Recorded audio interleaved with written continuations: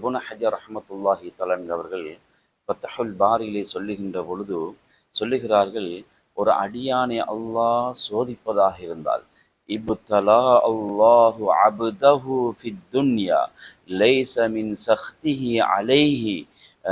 சொன்னாங்க எந்த அளவுக்கு என்றால், ஒரு அடியானை அல்லாஹ் துன்யாவில் சோதிப்பதாக இருந்தால் அவன் மீது உள்ள கோபத்துக்காக வேண்டிய அல்ல அந்த மனிதனை, அந்த அடியானை அல்லாஹ் சோதிக்குகிறான்.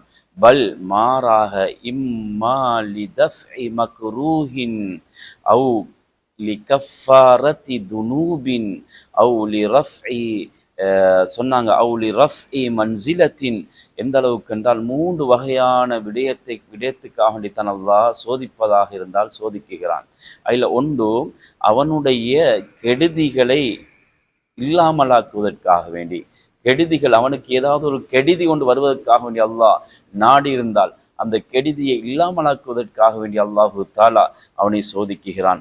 அப்படி இல்லை என்றால் லிகஃபாரத்தி ஜுனூபின், அவனுடைய அந்த பாவத்துக்கு குற்ற பரிகாரமாக அல்லாஹு தாலா இவனை சோதிக்குகிறான். 2வது. 3வது விடயம்தான் அவுலி ரஃப்இ மன்சிலத்தின், அவனுடைய அந்தஸ்தை உயர்த்துவதற்காக வேண்டி, அவனுடைய படித்தரத்தை உயர்த்துவதற்காக வேண்டி அல்லாஹு தாலா இப்படித்தான் சோதிக்குகிறான்.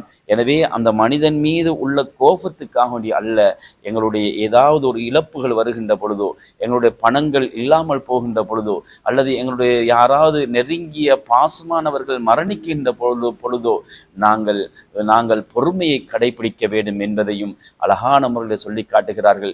ஒவ்வொரு சோதனையில் வருகின்ற பொழுது எங்களுடைய அந்தஸ்தை அல்லாஹ் உயர்த்தி விடுவான் பொறுமையை கடைபிடிக்கின்ற பொழுது.